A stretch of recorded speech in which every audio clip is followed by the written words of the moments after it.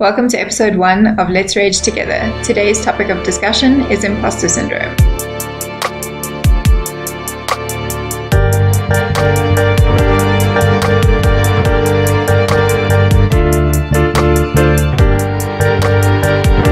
annihilated the world before your very ears.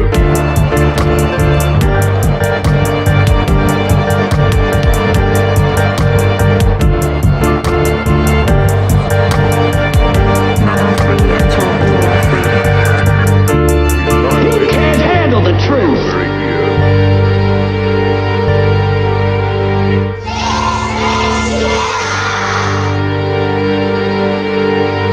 Welcome to the very first episode of Let's Rage Together, a podcast about the politics of total liberation. I'm Pete. And I'm Taryn. And since this is the first episode of the podcast, we thought we'd tell you a little bit about why we started it and what we're going to be covering in future episodes. Pete and myself are just really good friends who often have discussions and debates about a whole range of topics, and we thought that a podcast would just be a really good way for us to sort of solidify our thoughts on these issues and force us to read some more and hopefully challenge our thinking and hopefully also challenge some other people to engage in critical thinking and critical discussions as well. So by similar topics, we mean things like feminism, veganism, animal liberation, anything that falls under total liberation, but also anything else we feel like speaking about, even psychological and philosophical topics like today's topic, Impostor Syndrome. It might not be totally relevant to total liberation, but we feel it often.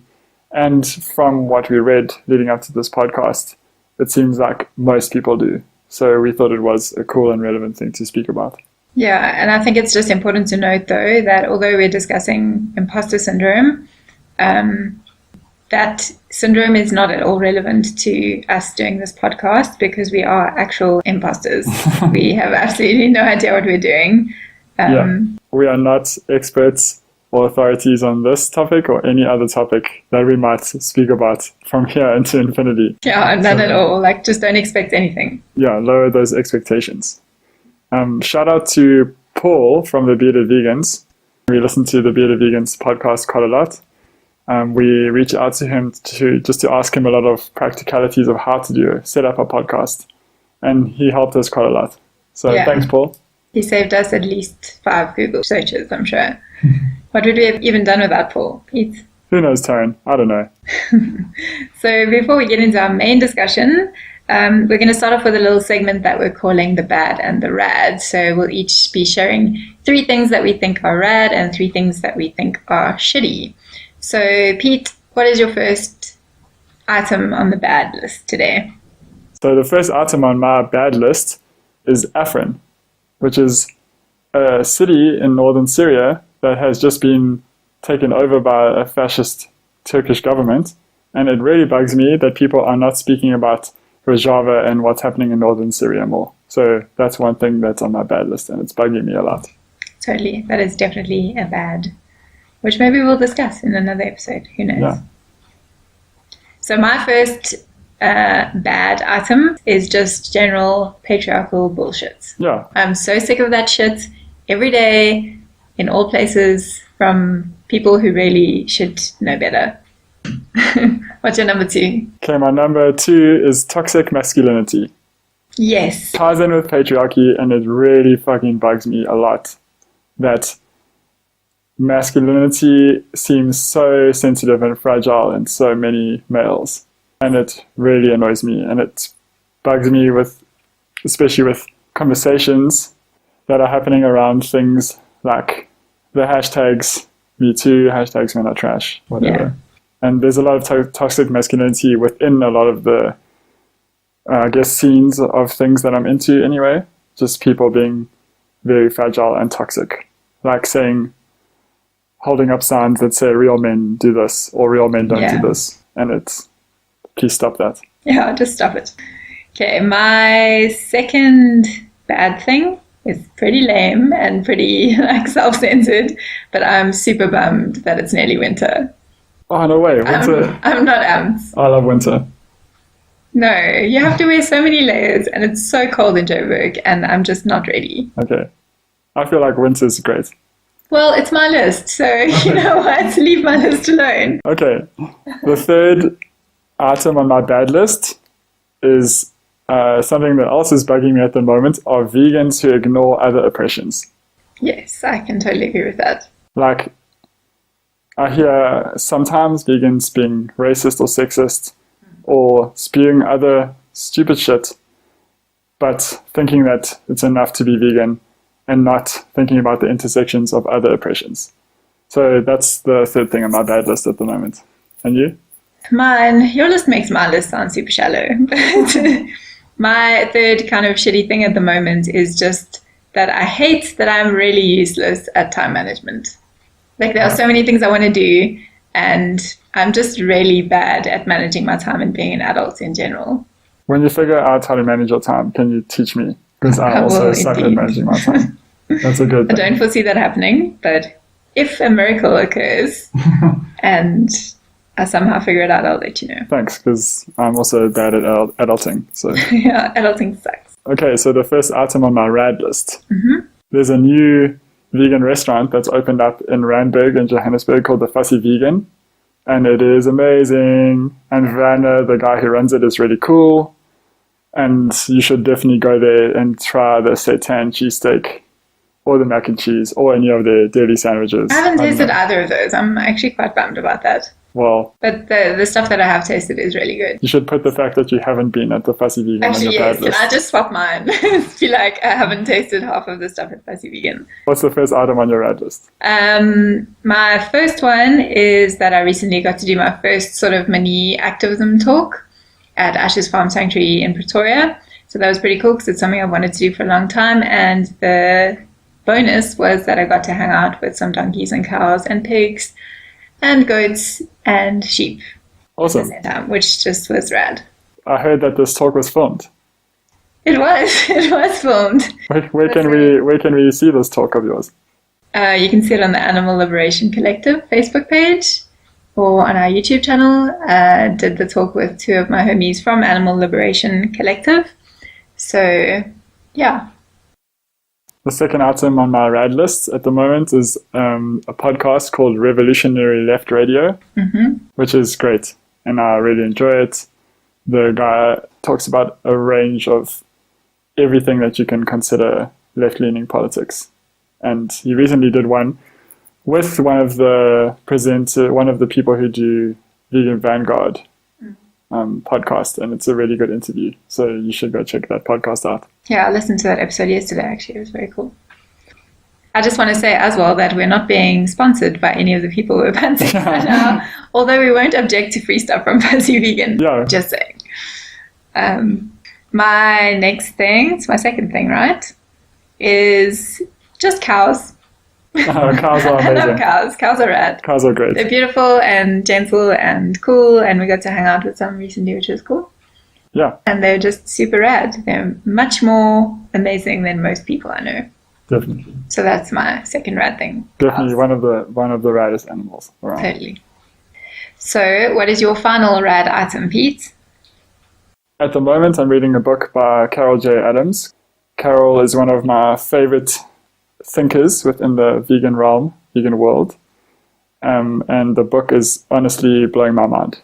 It's called The Sexual Politics of Meat, a Feminist-Vegetarian Theory.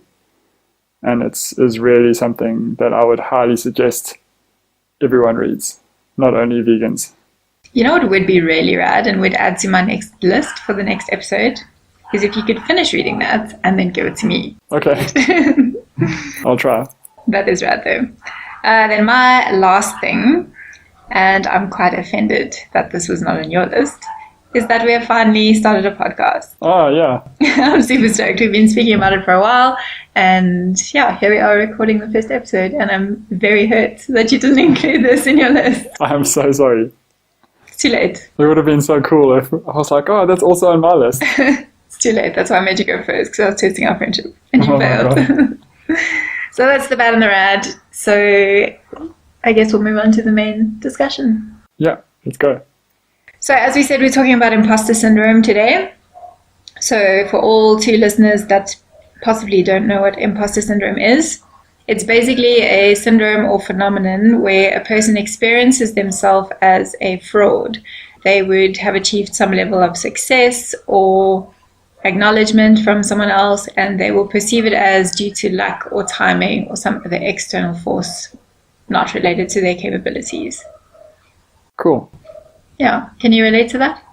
Yeah, so imposter syndrome is a big deal for me that I didn't realize I had for like my whole life until I found out about it. Also have to do a little disclaimer here that I totally thought it was spelled T-E-R, not T-O-R, but it's Impostor Syndrome. Yeah, we had entire conversations about something that Pete was spelling incorrectly, or spelling like an American, which I guess is also okay. So I was spelling this word incorrectly in my head while I was talking about it, but it's the same thing, right? Unacceptable. Okay. So I experience imposter syndrome a lot, every single day, where I feel like I have it pretty bad, where most of the time I feel like I'm going to get found out as a fraud. And recently, this happened to me when I was offered a position at a studio here in Johannesburg, and they called me, and I didn't really know how to respond. Of course, I took it up because I needed work, and it was something that I felt like I should do. But at first, I thought, why are they calling me? I'm going to start this thing and they're going to find out I'm a fraud, that my skills are not the right skills they need, and it's just going to bum out. But 2 months in now, and it's been okay so far, but still I feel like every day I could go into work and they're going to find me out as a fraud. Yeah, because they would keep you on for 2 months and just like pretend that you're competent and pay you for nothing. Well, this is imposter syndrome. It's irrational. What did they say to you when you questioned them, Pete, about hiring you? Tell all 2 listeners what happened. So I didn't believe them that they wanted to hire me, and I asked them, is it because I make coffee well? And my friend Ryan, who called me, said, Pete, you've literally never made me coffee. It just shows how illogical this way of thinking is. Yeah. That you will literally think it's attributed to something that you've never even done. Yeah. But I think it is pretty common. If I remember correctly, it's said to be within the region of about 70% of people who experience imposter syndrome. Yeah. But I think it might actually be more. I'm sure most people feel this at some point in some area of their life. Yeah, who are these 30% of people that don't feel it? Yeah, that's bullshit. I mean, do you think there are actually people who don't experience it at all? Like they don't ever feel incompetent when they are? Yeah, I was thinking about that. I think that there are some people who don't. I've met people who seem genuinely very self-aware, self-confident. Not arrogant, but they know what they're doing and they have a confidence in this. And I wonder if people who live outside of our society would feel it or need it. I think there's definitely a lot of social elements to it. Yeah. I don't know. But I think the majority of people, either way, just the way humanity is constructed, like culturally, socially, in most places, I don't know. I think it's set up for us to feel incompetent. Yeah, everything is so competitive. I wonder if people who lived, say, in like nomadic hunter-gatherer tribes or in civilization or society outside of our Western kind of culture, if it would be as prevalent because of the systems that we have set up that I feel like exacerbate imposter syndrome. I think it might still occur, like, I don't know, if there are certain tasks that earn you some kind of social credit, I guess. Yeah. You could feel incompetent if you see someone like one of your peers doing something better than you, or you think they're doing it better than you, you might feel like you're maybe incompetent. But I think our societies are definitely set up more for us to experience this. I think even the people who do seem confident and seem like they're not affected by it, surely they experience it in other areas of their life. Like you can be an expert in something and be really competent and confident, but then in other areas of your life maybe feel inadequate, even if you're fine by most people's standards. Yeah, true. And maybe it has to do with confidence and I mean, there could be any number of factors, internal or external, that make some people feel imposter syndrome more, and maybe for some people it's more subtle. And when opportunities come along, or they get some achievement or success or something, maybe they do feel, I mean, the majority of people do, but maybe the small group don't feel it to the extent that the rest of us do. That it's just like a passing, quick, I hope I know what I'm doing. And let me just do it and see. Yeah, I can agree with that. But I do think that even the people who, like you said, you have encountered people who just seem really confident and all of that, but maybe they're still experiencing imposter syndrome. Like, they seem to know what they're doing, but internally they're freaking out, thinking like, what am I even doing in life? Yeah, I mean, when we were writing, thinking about how to put together this podcast, I asked a friend of mine, without telling him what I was doing, do you ever experience imposter syndrome? Do you know what it is? Because he's a person who just seems very confident in himself, like very intelligent, like he knows what's happening all the time. And he said, Pierre, I feel that literally all the time. I feel like I'm such an imposter. Yeah. And I was really surprised to hear that. Yeah, because that's someone you look at as being confident and competent, right? Yeah. So I think maybe it's more than 70%. I think maybe the majority of people, at least in sort of Western civilization, feel it pretty often. Yeah, I mean, even in other civilizations, I guess. But maybe experts or people who are actually really highly skilled or know a lot of stuff are more likely to feel imposter syndrome. Say, for example, like friends who I have involved in academia realize that the more they read and the more they found out about things, the less they know about that. Yeah. And so they feel imposter syndrome more. Like, what am I doing writing this paper when there's such a massive pool to learn from, and so many people contributing to this already? Yeah, I guess the more you realize how much stuff there is to know, the more small and incompetent you feel. So it makes sense that experts would feel.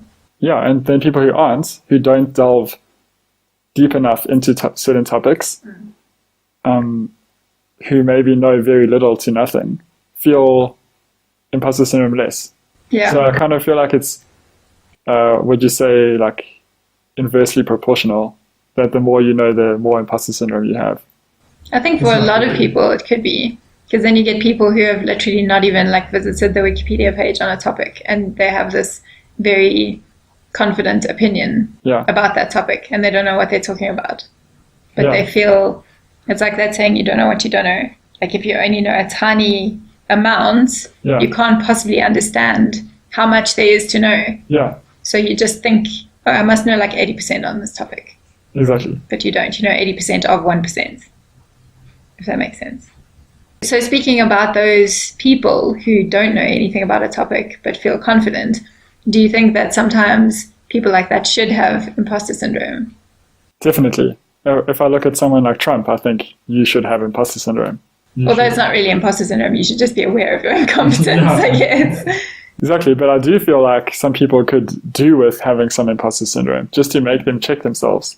Yeah, although imposter syndrome is being successful and denying that success. Oh, okay. Like being competent and thinking you're not.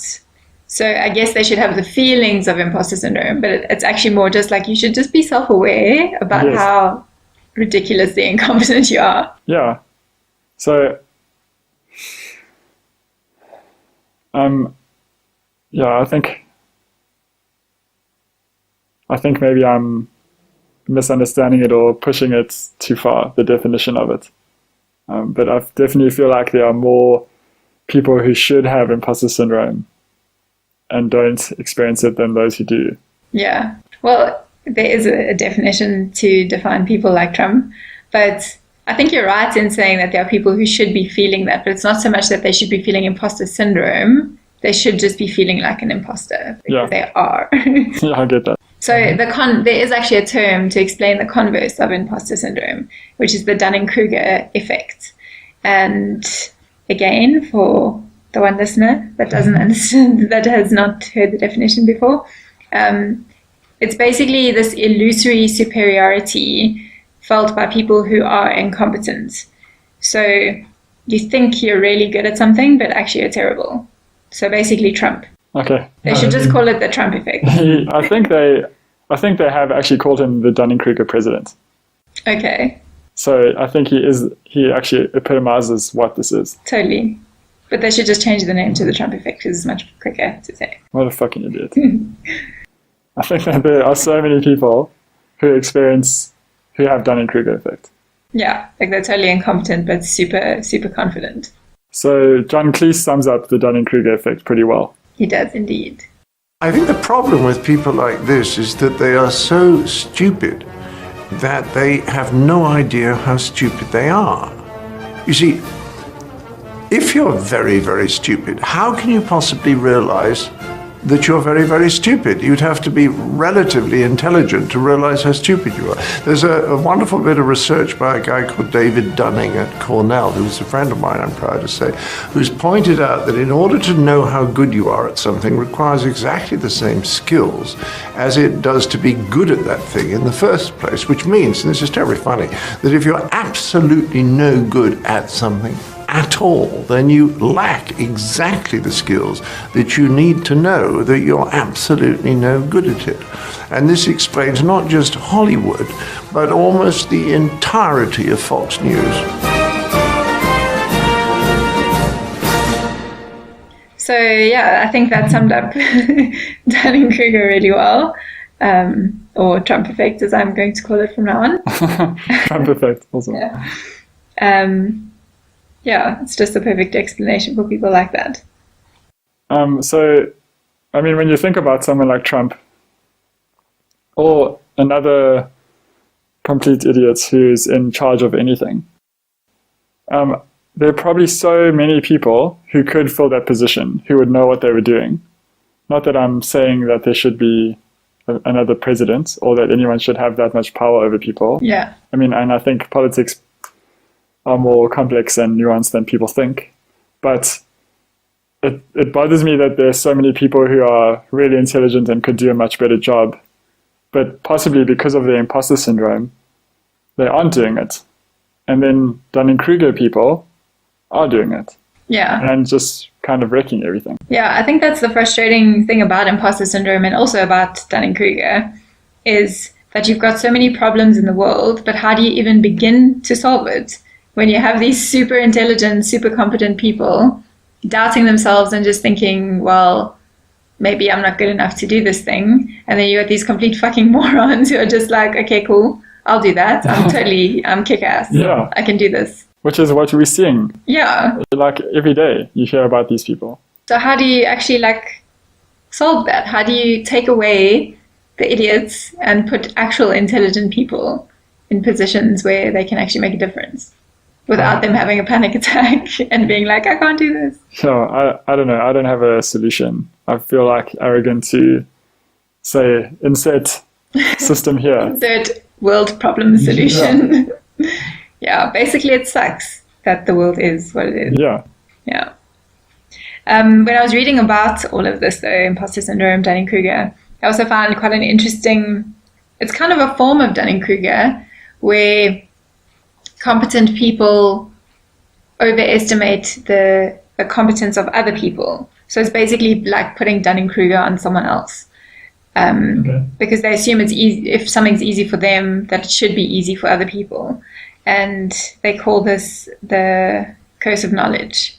So basically, the more knowledge or skills or experience you have, the harder it is for you to understand that the thing you're discussing or doing is hard for other people. Okay. Like I've seen this with musicians, for example, trying to teach beginner musicians something and saying, okay, well, just hold the fifth fret here or whatever, and the person doesn't even know what a fret is. Or I think it happens a lot with teachers as well, like in education, where people will think, oh, this teacher's so bad, I don't understand what they're saying, but maybe the person is just an expert and is forgetting how hard it is to learn the basics and taking it for granted and then speaking above the level of their students. Yeah, that's really interesting. I think that maybe is different from the Dunning-Kruger effect in the sense that the Dunning-Kruger effect is, I think you could say it's a blanket negative thing. Yeah. And maybe a form of arrogance. or ignorant arrogance in a way. Yeah. But this curse of knowledge does not coming from a place like that. It's like someone who's just really into what they're into. Yeah. And so they just forget the basics and where they started from. Yeah. And I think they're kind of coming from a place of modesty where they're not realizing how good they actually are. And then, overestimating somebody else's competence, I guess. Just assuming like this is easy, you should know how easy it is. So I came across another term. I know we're overloading everyone with terms. But they're all related. They're all related. Yeah. But this one has got a really hectic name. So bear with me. It's called Ultracrepidarianism. Okay, what does it mean? So Ultracrepidarianism is the bad habit that people have of giving their opinions or advice on things that they know absolutely nothing about. So basically like the whole of Facebook. Yeah, exactly. So I would agree with that, definitely. If you see the amount of comments on stuff from people on any post that evoked any kind of emotion. I mean, I actually did this as an experiment once for a while. I kind of sparked 300 plus arguments constantly on my Facebook, where for about a month I would put up a word without giving my opinion on it or anything. It would just be something that would spark debate. Like what? Like what kind of So word? like stuff that's not black and white bad. Like it's like, for example, I'd put up evolution Yeah. or Israel Yeah. or something where there's debate around that Yeah. word. So like a controversial issue, Yeah. but you're not giving your opinion on it. But it's just a word. Yeah. Do you know what I mean? There was nothing loaded with it. But the reactions that people had, oh my goodness. Like you should have seen the responses. It's actually a super interesting social experiment. And I tried to, I was going to make a zine about it. Yeah. Just save all of the comments and stuff. But really it got really intense and people were unfriending people, getting super upset with each other over like a word that had nothing loaded, but because you see it, it evokes this response. Yeah. Like especially in people who didn't know anything about it. Yeah, I was going to ask, like, surely a lot of those very fueled, angry comments are usually from people who don't know what they're talking about. Yeah. So I feel like I had quite a diverse range of friends on Facebook. And I would say, for example, on evolution, put up just the word evolution. And a religious friend of mine would comment lies. And then from there, it's just downward waterfall of chaos, you know?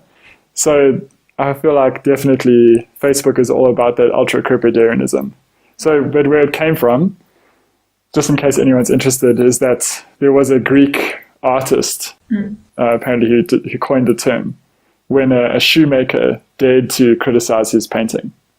Which is crazy. Like, Yeah, what does a so- shoemaker know?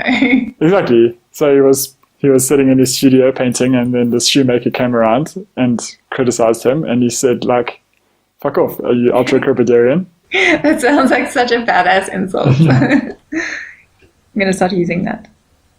So do you think they should call it Facebook crepidarianism? No. I apologize immediately. That's a very bad idea.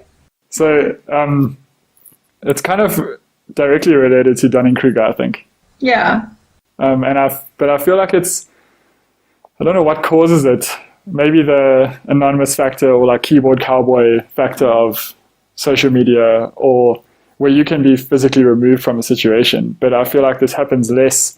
For example, if you were doing outreach, like say like vegan outreach or something to people, or you were watching a talk somewhere where you would be physically present, Yeah. you would be much less likely to be an ultracrepidarian, except that for the shoemaker, of course. Yeah, he was just bold in his ultracrepidarianism. Yeah. I don't know. I think you're right that it's probably more common on social media where you're kind of anonymous, so you can get angry about stuff and unfriend people and get like very irrational. I love unfriendly people. But you hate everyone, so it's fine. But I feel like on social media especially, it's very easy to create these kind of echo chamber environments where you surround yourself with like-minded people.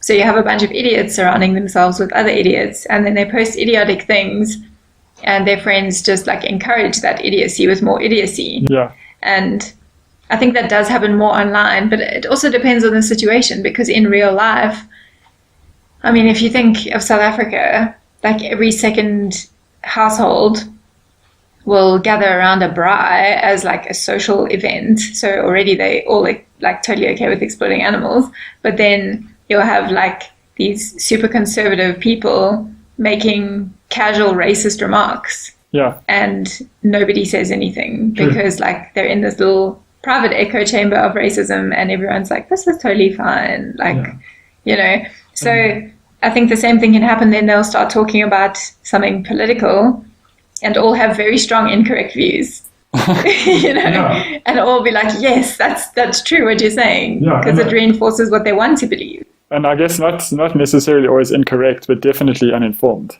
Yes. They just don't know what they're speaking about. And you all know this happens at your family gatherings. Yeah, totally. Everyone listening. Everyone has had that experience where you're like, should I say something, and be like ousted? I feel like it's especially common with white people. Totally. White people are the worst. And they'll say like this incendiary little side remark about them or they or something. Yeah. And assume that because everyone else there is white, that they're fine with that it. it's fine. Yeah. And then if you call them on that bullshit, then they're like, oh, geez, don't be so sensitive. We're all like, you know, obviously we don't really think these things. And you're like, yes, you do, because you're saying them, you piece of shit. Yeah, you wouldn't have said that if there was a person of color present. Yeah, exactly. So, like, don't pretend you don't have piece of shit views, like when you are being a piece of shit. Yeah. On that note, please keep calling out your family. Yes, please tell people when they're being pieces of shit. Don't be silent on these issues. Yeah. We have gone on a massive tangent right now. Okay, so I guess we've spoken quite a lot about the negatives of imposter syndrome. And I think imposter syndrome could really paralyze you. So if you have imposter syndrome and it's bad, it could probably get to a point where every opportunity that comes along that you are offered, even if it's positive, you will start to turn it down. Yeah. And you could potentially paralyze yourself, and you will miss opportunities and maybe live your life less than you could. Yeah.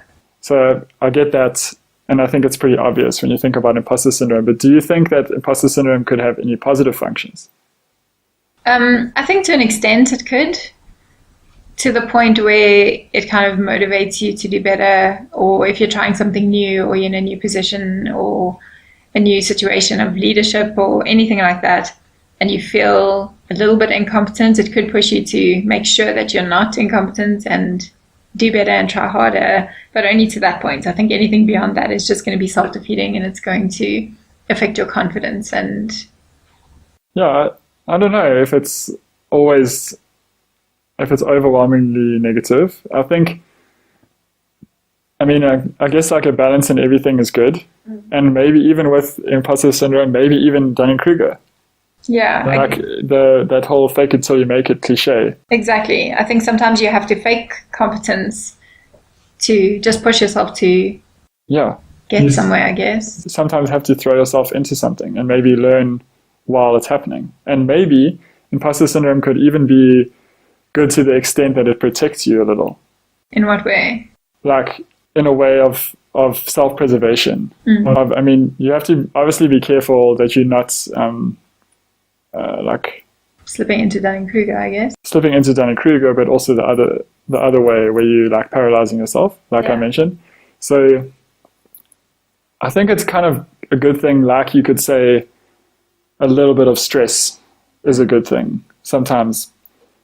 Just in a way that if you don't ever experience imposter syndrome, then maybe you'll throw yourself headfirst into things, and maybe that's a good way to live life. I don't know.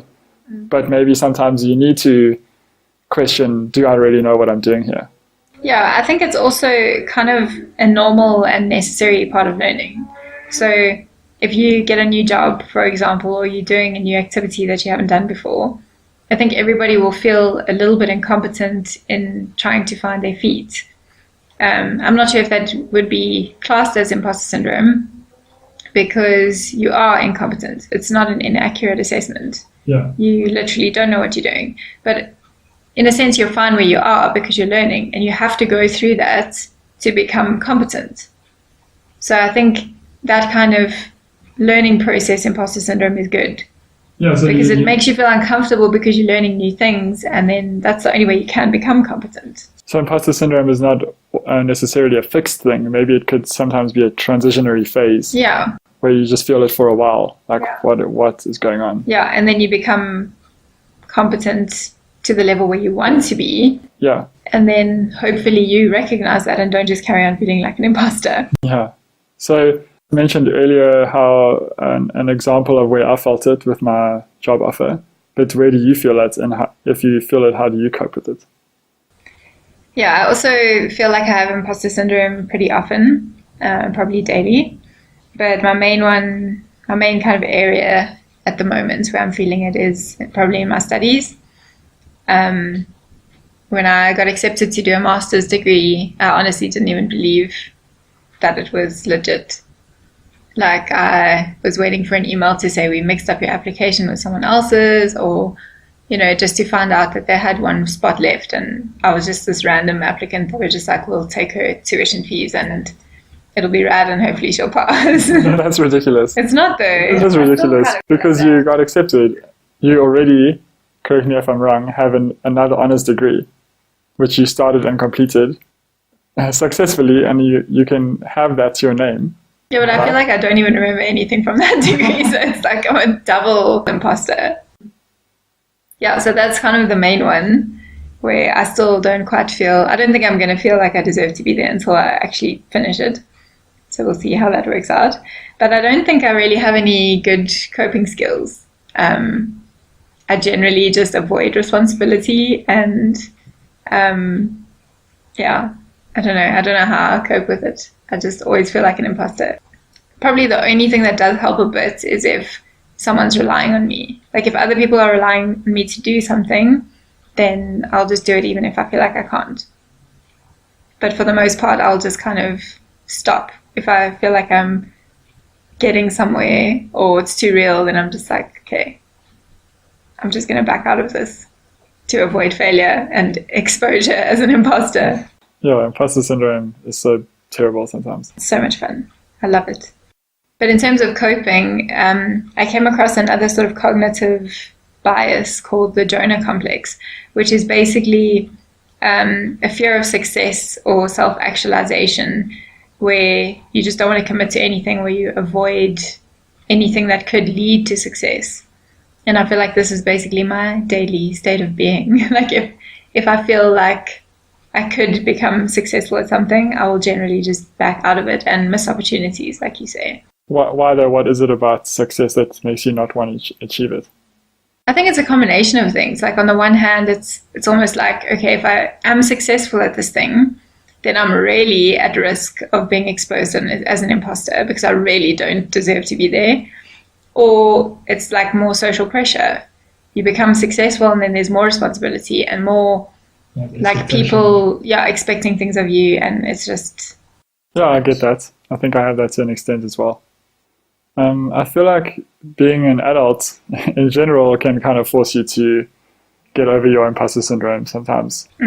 That if you let your imposter syndrome cripple you, then you're just not really going to be able to function or pay your bills or whatever costs you have. I mean, I guess it's not only a financial thing too. We keep speaking about it in terms of financial success or achievement, but it could be anything in life that you do.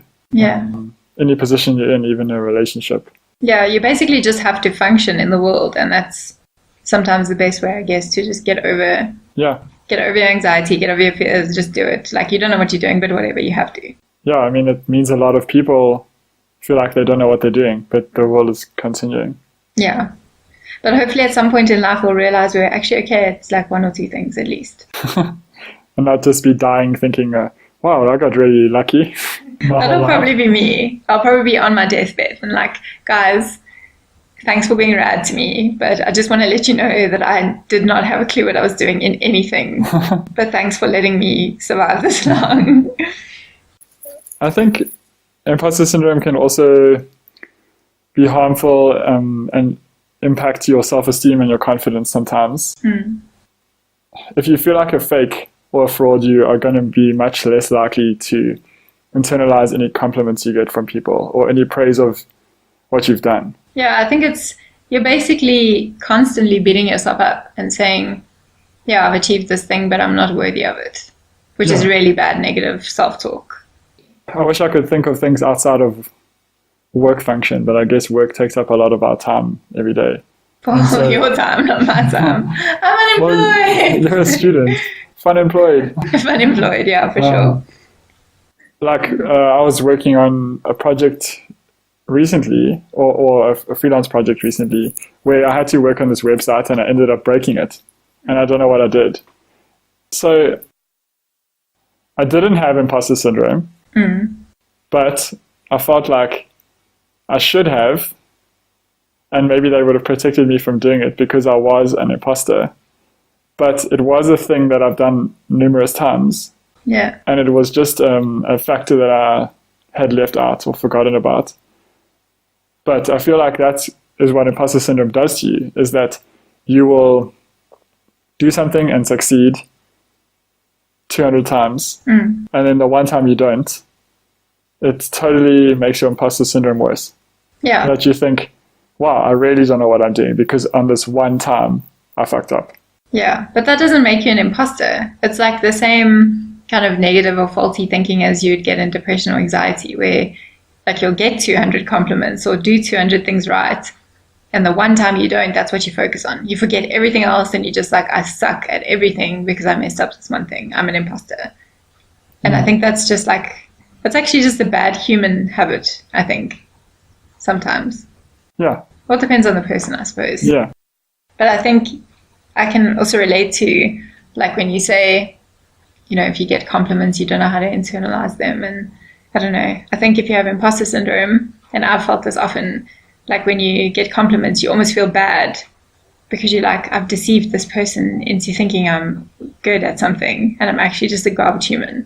So harsh on yourself. But that's what it does. That's what it makes you think. Yeah, true. Do you think it makes you feel better to know that most people are experiencing imposter syndrome? It should, and I guess sometimes it does, but not really. I still feel like an imposter. Yeah, that's true.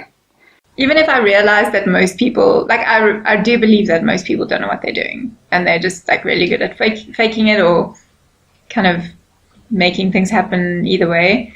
But I always will feel like, okay, but I'm more of an imposter. Yeah. Like you might feel like that, but I really am. Yeah, that's like an inherent thing, I think, in imposter syndrome. I think it also could do with other factors, so other external factors. I'm talking about in terms of where imposter syndrome comes from. That's, say, for example, something like the rate of information available to people that I read is doubling every 10 years. So like a 16-year-old now could potentially know more than someone who's much older than them, just because of the rate of information that's been available to them their whole life. And I feel like this could make your imposter syndrome worse knowing this, just because how could you possibly keep up with this rate of information? You're going to feel like an imposter all the time as the rate of information grows and the older you get because you can't keep up. And so you will probably maybe think, what am I doing here? There's people that are much more qualified than me. Yeah, I mean, I think it's a pretty well-known fact that the next generation will always be smarter than the previous one, probably partially at least for that reason. But you could look at it from both sides because there's always going to be people who know more than you, but there's always going to be people who know less and experience these feelings more than you. That's true. And at the same time, even the 16-year-old kid who knows a bunch of stuff that we didn't know till last week, like we still have a lot of life experience and other kinds of knowledge that you just need physical time for some stuff. So yeah, true. I mean, I think you just got to focus on the things you are good at and the knowledge you do have, and try not to cry yourself to sleep every night. I don't know. I think that capitalism could also play a massive role. I mean, we live in this society dominated by capitalism, which is, in my opinion anyway, an oppressive pyramid scheme system. And our society's idea of success in terms of whatever, relationships, finances, gender roles, how to be a real man, like toxic masculinity again, can also contribute to imposter syndrome and the media advertising. I don't know what you think if this doesn't help. Yeah, definitely. I mean, especially in the sort of individualistic Western society, there's a lot of pressure on that. Like, what do you earn? Like, are you a real man? Are you like how a woman should be? Like, are you even the right gender or the right sexual orientation to be worthy of some kind of social standing, you know? Yeah. And I think that all makes people feel incompetent when they shouldn't. Like, just because you're not fitting into whatever mold society says, you somehow feel lesser from the get-go, which is such a load of crap. Yeah, I mean, in terms of other things like, for example, your income, do you think that could also correlate with where you fit on the range between imposter syndrome and Dunning-Kruger? So, for example, I can imagine someone starting off being offered a position or like working somewhere where they have imposter syndrome and they feel like they don't know what they're doing. And then they get offered a ridiculous amount of money. And then the gratification they get from that money kind of transforms them from the imposter syndrome into Dunning-Kruger thinking. And maybe someone who's worked their whole life to achieve the bullshit promises that capitalism gives us, and they are older and they're still making barely any money, could have much worse imposter syndrome if they're basing their value on their income. Yeah, I think income is a big thing, like you say, especially in capitalist societies. And yeah, if you have a person who is feeling legitimate imposter syndrome, like they're competent and they're fine, but still learning or whatever, and then, as you say, actually do get lucky and get a position where they don't know what they're doing for real, and just getting a shit ton of money for it, then that does give them this like false sense of competence, because they're like, well, look how much money I'm getting for this. I'm obviously amazing at this. And if you think of like social situations, if you go to like the majority of social gatherings and you're meeting people, the first thing they're going to ask you is, what do you do? And they're not asking what makes you happy or what do you care about. They're like, what salary do you earn? Yeah, they're asking, how do you make money? What is your social standing in terms of money and capitalism? That is all they care about. When you could answer something like, oh, I'm a doodler.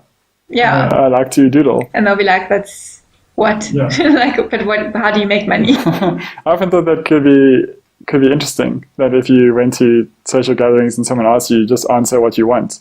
Yeah. I'm an adventurer. Yeah. And then they would have to be like, oh, it's not really what I meant. Yeah, or they'll just how be do like, you earn money? oh, that's nice. Hey, Frank, what's up? Yeah, but then I think also, like you say, when you have someone who's working a so-called shitty job, I don't think they would necessarily feel imposter syndrome about their job then, because they haven't actually achieved success by societal standards. So it's not like they have this outward reinforcement that they're rad. Like everyone and everything around them is telling them they're not worth much. So that would obviously affect their self-esteem. But it will, I think, give them imposter syndrome in other areas of life, like relationships. So they think like, I have a shitty job, I'm at this social gathering where everyone's these like CEOs and top earner whatevers. Why would they want to be friends with me? And your capacity for friendship has nothing to do with your salary. Yeah. But we feel like, oh, I have this like low social standing because of my salary, so now I can't be friends with you. Yeah. Your worth is determined by your productivity. Yeah, which doesn't make sense at all. Yeah, like that. So another random question that I thought of that I haven't really thought out is, do you think other species can experience imposter syndrome? I don't know. I personally don't think so. But I think it's a good question. I don't know if it's a good question. Imposter question. I don't know. I think it's good to not assume that just because other species are different, that they don't have the capacity. But I don't know what function it would serve. Like, I think our societies and cultures and all of that are so socially based. Not that there aren't social hierarchies and stuff in other animals, but I don't necessarily think the majority of animals have the kind of higher cognitive capabilities to feel imposter syndrome. Like, to be able to analyze situations in so many layers. Like, how do I feel in this position? How does the person opposite me interpret how I am in this position? And what does that reflect on me? And all these different kind of analyses, I guess. So maybe other species wouldn't experience it because of the way that structures are set up, hierarchical structures, where I'm thinking about it in terms of, say you had like a pack of wild dogs. Yeah. What's a species with a lot of hierarchy? Like hyenas, I think, have a lot of hierarchy. And you'll have all of these different positions, but it's not based on something that you can like apply for. Like in our society, there's so many people and you can try and do whatever you want. And maybe you get lucky and into some spot. Yeah, but sometimes they have to battle it out to be like head of the pack. Yeah, so maybe they'll be like, I just won that fight and I don't know how. Okay, maybe, yeah. But I don't think most animals have those kind of higher cognitive capabilities for that, like higher order thinking. So animals like dolphins have self-awareness, for example, but I don't know if it's to the point where they not only have self-awareness, but they can engage in this like comparative introspection. Yeah. It's like, I feel this, but does this person feel this? Are they better than me? It's like, I think that's a pretty human, stupid way of thinking. Like, animals are almost too smart to waste time on that crap. They're just like, okay, I'm here now, let's just live. Okay. I don't know. Maybe I'm wrong. I don't know. I guess we might not ever know. We can't really. Yeah. I mean, I feel like dogs get embarrassed. Yeah. So there are certain, I feel like, dumb human characters that some animals feel. Although even that is kind of an assumption leap, because you can, with a fair amount of certainty, identify certain emotions in animals, like happiness or sadness or whatever, but it's always going to have some level of interpretation. Like, you can't be sure 100% that dog feels happy or embarrassed. And I guess it's you using your human cognitive function as the benchmark.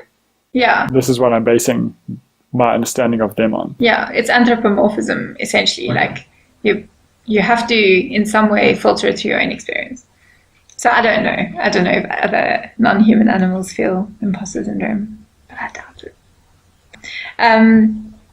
I think it's also important in understanding imposter syndrome in a human context that there are different manifestations. So for some people, I think their response to feeling imposter syndrome is to kind of immerse themselves in the task that they feel incompetent in and become perfectionists in that field and just become like a workaholic, overachiever, must do everything amazingly. But there's also another manifestation which I think I relate to better, in that you can feel that if you have to put in any amount of effort at all, then you're an imposter. Like, then you're bad at this thing. And I feel like that's applied to my life so often, like through school and everything. I felt like if I had to try hard at anything, then I was obviously bad at it, so I would just give up. Yeah, and it probably, I can totally relate to that. And it sucks if someone else also tries that thing, if maybe it's for the first time and they do really well. Yeah. Like, that totally makes your imposter syndrome even worse. Yeah, then you're like, well, obviously this should be easy and it's not for me, so I should just give up on everything. Yeah, which brings in the concept of talent, right? Of maybe some people are talented and some are not, but I don't know what you think about. I don't know so much about that, because I think there's a lot of nature and nurture at play that we overlook a lot of the time. Like, it might be the first time that person is doing that thing, but they might have watched people doing it or have similar experiences that are kind of an analogy for learning. But I don't know, maybe there is some kind of inherent talent. But either way, a lot of people do suck at things when they start. But yet, if you have imposter syndrome, if you suck when you start, you're just like, okay, well, I'm going to give up now because I'm bad at this. But you've got some really, really amazingly skilled people who were really bad when they started and they just persisted. So I wish I was more of a perfectionist like that and just push through and achieve things instead of just being lazy. So I think a last question that I have on this topic is, how do you know within yourself if you're experiencing imposter syndrome and are actually competent but just feel incompetent, or if you're really an imposter, and does it matter either way? I'm trying to figure out exactly what you mean. So say you feel like an imposter, right? Think about at work. You feel like you shouldn't be there. You feel like an imposter.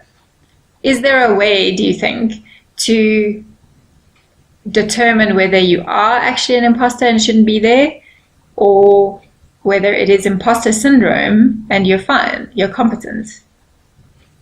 And does it matter either way? If you're essentially faking it and making it, does it matter if you're faking it or if you just feel like you're faking it, you're actually just fine and competent? Yeah, I don't think there's an ethical issue. Just because the majority of people are experiencing it. We're all just faking it till we make it, and all just don't know what we're doing, and sometimes it just somehow works out. But then how do we know if, say, we experience imposter syndrome and we think, oh, but you know what, this is imposter syndrome, I'm fine. Next thing you know, Dunning-Kruger. Okay, in terms of Dunning-Kruger, I don't see a positive and ethical way that could be. Because the nature of imposter syndrome and Dunning-Kruger is that it's faulty thinking and that you are not self-aware. Because in imposter syndrome, you think you're incompetent, but you are. In Dunning-Kruger, you think you're competent, but you're not. So how do you know if you're experiencing either of those? So if I feel like I'm doing a crappy job at something, how do I know if I should just give up or if I should push on and call it imposter syndrome? Because then if I am an imposter, then I'm pushing right into Dunning-Kruger. So that's the thing, like John Cleese said, you need the skills to know that you are one of those things, to be one of those things. I don't know.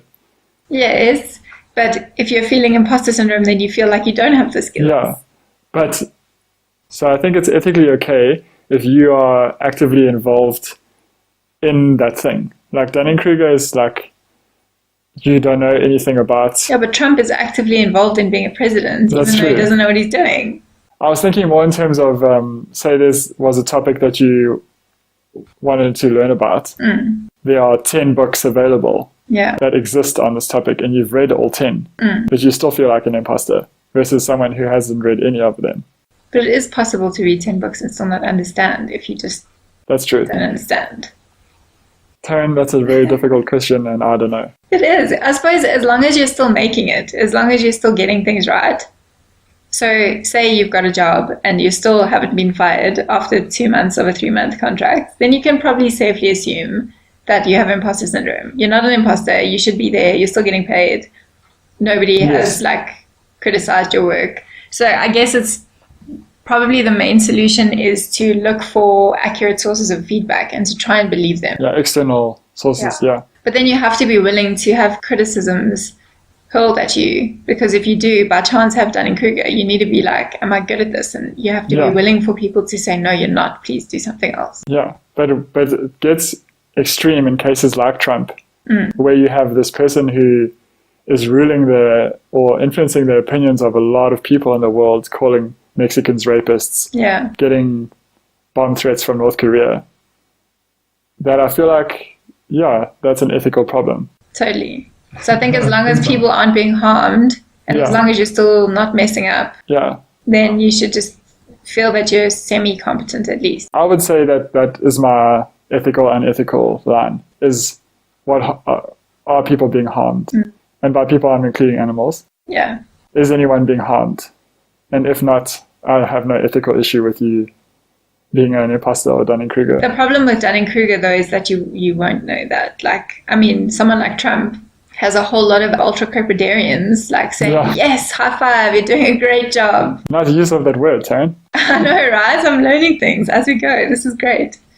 Yeah, I don't know. I think it's just about being genuine and sincere and realizing that we all feel like shit sometimes. Yeah. And that's okay. And maybe in an appropriate time, you could mention to someone who you trust, I feel like an imposter. Yeah. And then you would get external feedback. Yeah, and say, you know what, you're not really that good at that. Yeah, you should stop trying to do this because you suck at it. Pete, I promise you, as your friend, that if you're ever doing something that I can see you're very bad at, I will tell you. Ah, that's so sweet. Okay. Thanks, Darren. Please do the same for me. Okay, so I think that we've spoken pretty extensively about imposter syndrome and these surrounding issues. Mm-hmm. Hopefully not wasted too many people's time. Probably, but it's only like 3 people, so it's okay. Yeah, I think we've exhausted our intellectual capacity for the subject. Probably. Now you know what imposters we are. Yeah. So thanks for listening. If you've managed to get this far in the episode, we'd love to hear what you think about this topic, what you think about us. Tell us your experiences with imposter syndrome, or even give us suggestions for future topics. We're open to pretty much anything. You can also send us hate mail, but as much as we care about what you think, we'd rather just you send us pictures of your dog. Yeah, and at the very least, if you are sending us hate mail, just attach a photo of your dog as well, so that we can cry about the hate mail and then feel a bit better because we'll be looking at dog pictures. Yeah, so you can email us at letsragetogetherpodcast@gmail.com. That's letsragetogetherpodcast@gmail.com. And we would also appreciate it if you could leave us a review and rating on iTunes or wherever else you listen to this, so that more people can hear it. Maybe you can share it around. You don't have to. No, you do. Please do it. Be cool. Please do it. And listen to episode 2 because maybe it will be better.